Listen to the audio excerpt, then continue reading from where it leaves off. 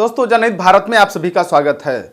दोस्तों, 2024 चुनाव से पहले जिस प्रकार ओपीएस की मांग तुल पकड़ रही है, ऐसा लग रहा है कि बीजेपी का संकट और गहरा होने वाला है, क्योंकि भाजपा अपने सभी चुनावी घोषणा पत्र में ओपीएस लागू करने का जिक्र तक नहीं किया है, जबकि कांग्रेस अपने सभी चुनावी घोषणा पत्र में ओपीएस लागू करने का पुरजोर वकालत कर रही है। आपको बता दें कि रक्षा और रेलवे, जो केंद्र सरकार के सबसे बड़े विभाग हैं, उनके बीच ओपीएस लागू कराने के लिए 20-21 नवंबर को अलग अलग वोटिंग कराई गई, जिसमें डिफेंस के 400 यूनिटों के कर्मचारियों ने हिस्सा लिया, जिसमें 99.9% कर्मचारी ओपीएस की मांग को लेकर राष्ट्रव्यापी अनिश्चित हड़ताल करने के पक्ष में है।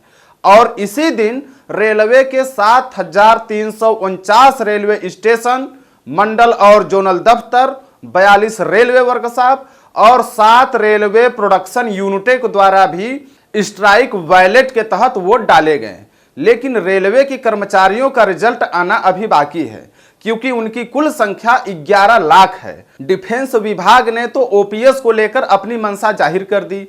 यदि रेलवे के कर्मचारी भी 2/3 बहुमत से ओपीएस के पक्ष में वोट कर देते हैं, तो बहुत जल्द पूरे देश में रेलवे थम जाएगी और आयुध कारखाने, जो अब निगमों में तब्दील हो चुके हैं, वहां पर भी काम बंद हो जाएगा। और इससे प्रभावित होकर केंद्र और राज्य के अन्य दूसरे विभाग में भी हड़ताल की पूरी संभावना बढ़ जाएगी। आपको जानकारी दे दें कि ओपीएस का मुद्दा न केवल पूरे चुनाव में कांग्रेस जोर शोर से उठा रही है, बल्कि जिस राज्य में कांग्रेस की सरकार बन रही है, वहां ओपीएस लागू भी कर रही है। अब आइए बात कर लेते हैं एनसीईआरटी के विषय में, जो भारत में अकादमिक शिक्षा का मानक स्थापित करता है। मोदी सरकार द्वारा गठित प्रोफेसर CI आइजैक की अध्यक्षता में समिति ने एक सिफारिश की है कि कक्षा 7 से लेकर कक्षा 12 तक की किताबों में रामायण और महाभारत पढ़ाया जाए। यह बहुत हैरान होने वाली बात नहीं है, क्योंकि यही समिति सामाजिक विज्ञान में पाठ्य पुस्तकों में इंडिया के स्थान पर भारत लिखे जाने का भी परामर्श दिया था। समिति का मानना है कि रामायण और महाभारत पढ़ने से लोगों के अंदर राष्ट्र के लिए आत्मसम्मान की भावना पैदा होगी।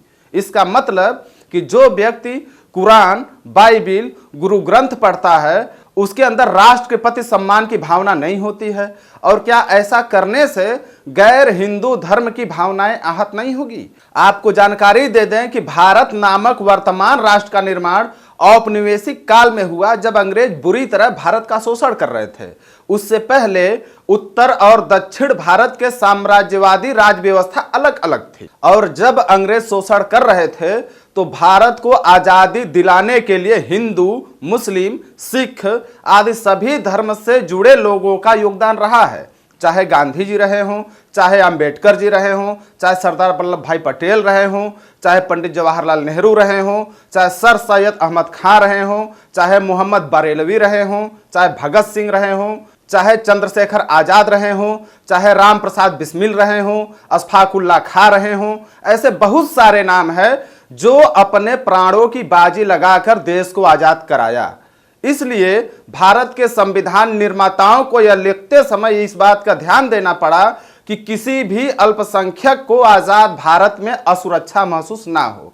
और जिस तरह से सभी जाति और धर्म तथा वर्गों के लोग इस देश को आजाद कराए हैं, उसी तरह मिलकर इस देश को विकास के रास्ते पर आगे लेकर चलें। तो सवाल यह है कि राष्ट्र निर्माण के समय अंग्रेजों के खिलाफ राष्ट्र निर्माताओं के संघर्ष को स्कूल में नहीं पढ़ाया जाएगा, जिसमें सभी धर्म जाति के लोग सब कुछ भूलकर केवल राष्ट्र के विषय में सोच रहे थे। और रामायण तथा महाभारत, जो एक विशेष वर्ग के लिए आस्था का विषय है, उसको स्कूली शिक्षा में लागू करने से क्या अन्य वर्ग के मन में अलगाव की भावना नहीं पैदा होगी, जो हमारे देश की एकता और अखंडता के लिए खतरा पैदा करेगी? अगर हमारे द्वारा दी गई जानकारी आपको अच्छी लगे तो वीडियो को अधिक से अधिक शेयर करें, लाइक करें और सब्सक्राइब करना ना भूलें। धन्यवाद।